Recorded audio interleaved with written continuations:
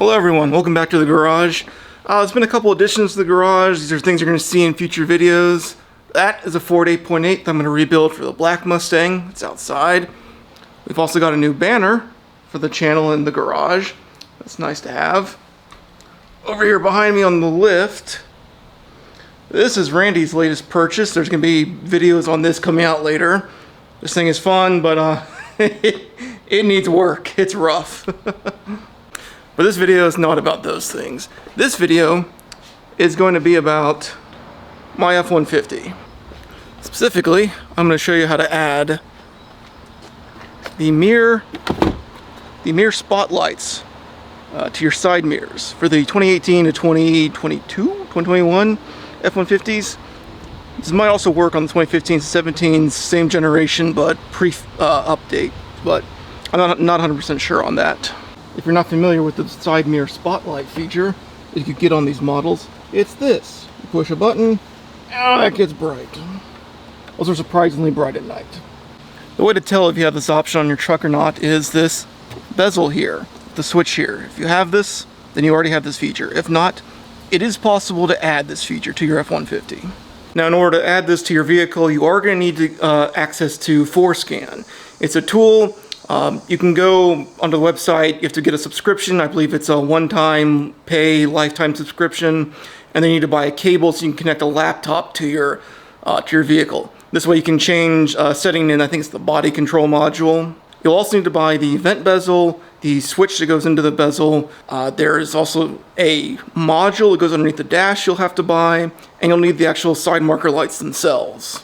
The regular side marker indicator lights on the side mirrors don't have the LED lights that project the white light outwards. So that's what separates the side markers that have and don't have the spotlight feature. Step 1 is to remove the driver's side vent bezel. This should reveal an electrical connector that is just plugged into a blank socket on the back of the bezel itself. Next, you'll need to transfer over the actual vent mechanism from the one bezel to the new one that you're going to use. Once you've transferred that over, then you can go ahead and clip in the switch for the spotlights. Then you can go ahead and put the vent back into the truck. You won't need to mess with it anymore. Next, you need to remove the mirror itself, which you do by removing this plastic cover, then undoing the electrical connector, and then taking out the 4 fasteners that hold the mirror in place. Once you have the mirror off, you need to disassemble it. First, you'll pry off this foam seal. There'll be another foam piece on the inside that seals where the wire goes in place. Then you'll need to pop off the mirror itself carefully. And then if you have the mirror heaters, you'll need to take off the connectors on the back of the mirror. This will allow you to access the 4 screws underneath the mirror that hold the whole housing together. Once you remove those 4 screws, you'll be able to pry apart all the plastic pieces that make up the mirror housing. Now you have access to the old side marker, and you can unplug it and remove it. Don't go ahead and clip in the new side marker yet.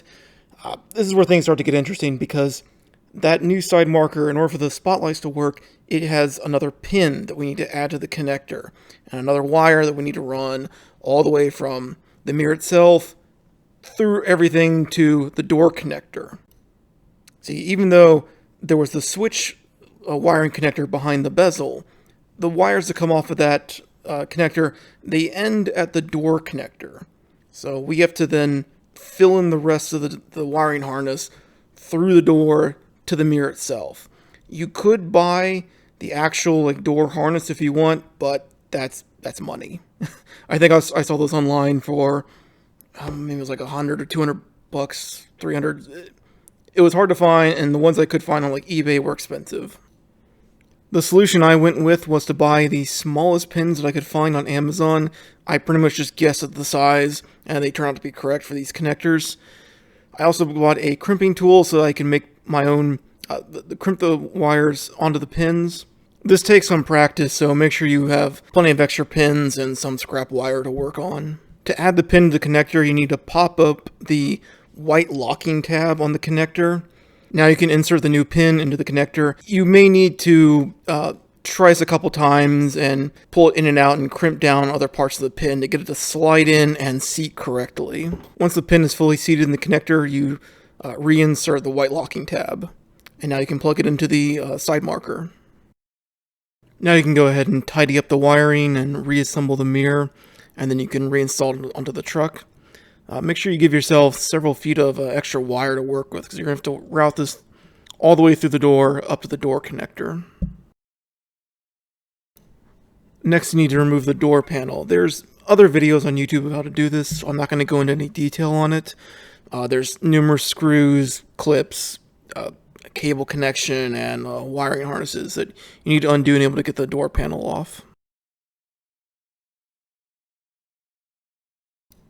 This is the rubber sleeve that covers up the door connector and the wiring harness. It has a zip tie on it, so you'll have to cut that off. Then you can pry the rubber boot off, and then you can undo the door connector. You may have to reach up from inside the cab too to help disconnect it. It's not a lot of space to work with, so it's not that easy. The reason I'm pulling the door connector apart is so that I can add a pin to this location right here on the upper half of the door connector. The pin on the other side of this, it already exists. It's this brown one on the right side connector. Admittedly, what I'm doing is probably not totally necessary.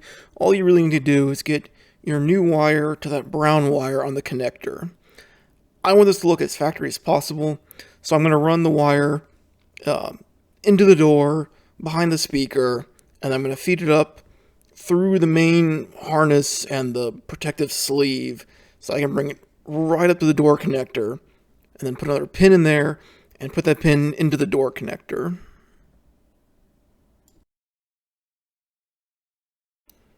Once you have your new wire run, however you want to run it through the door, you can go ahead and put the door panel back on. You won't need to be behind the door panel anymore.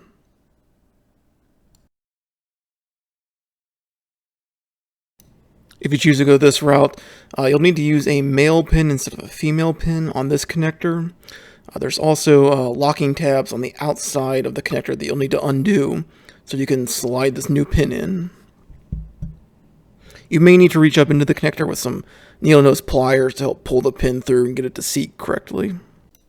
If you want to add a spotlight to your passenger side, you have to do the same modifications to the mirror and add the wire from the connector. It gets more difficult when you're at the door connector because with the glove box and the blower motor, there's a lot less space to reach in there inside the cab and undo the door connector. It is possible, but it's more cramped. Your goal is to reach there's a pink wire on the cab side connector. I'm including the wiring diagram here to show you which wire you're looking for. It's a violet and brown, and it should be this pin location right here. Now it's time to move underneath the dash. You're going to have to look under your dash for this green and black connector. They're not going to be dangling. They're going to be plugged into a dummy plug that's clipped into a bracket above your gas pedal. You'll want to undo those, and then you'll pop out this dummy plug. You won't need it anymore. And in the place of the dummy plug is where you're going to put that module, and you'll hook the two connectors into that module. Alright, and finally it's time for the FORScan part of this modification. So I didn't actually get any footage of myself doing anything with the FORScan. You can find tutorials of it on YouTube. Other people have made videos on how to use FORScan to change the configurations. But this is a Google Doc I found that has a massive list of all the configurations you can change. And you're looking for this one in particular, Spotlight Config, and you want to change this digit from a 0 to a 1. And that should activate the spotlight. The spotlights are actually quite decently bright. I don't think the camera is really fully catching how well this lit up like my patio area behind my house. There is a catch to the spotlights. They only work below 5 miles an hour. If you go over 5 miles an hour, the module will shut off and you can't, even pushing the buttons will do nothing. It won't turn the spotlights on. There is a modification that people have done, and I've seen forum posts written up about this, where you make a jumper cable that keeps the module powered on. So even when you're going above 5 miles an hour, you can turn the spotlights on. I didn't do that because if I remember correctly, that leaves the module powered on all the time, even when the key is off. So you can do it if you want. I chose not to. Well, I hope you all found that informative. It's a decent amount of work, but it's doable. Someday in the future, I may try to add the puddle lights to the mirrors as well, but that requires you to buy a different housing for the mirrors, and you gotta buy another light that goes in the bottom of it. So, and I think there might be another module for the puddle lights, so I'm not entirely sure if I'm gonna try for the puddle lights, but maybe one day. I'm slowly working through a large backlog of footage that we've recorded over the last 3 years. That was one of the big ones I needed to make the video for. There's all the Honda build stuff that I still need to do the voiceover work for. Probably a couple other things. So until next time, thanks for watching.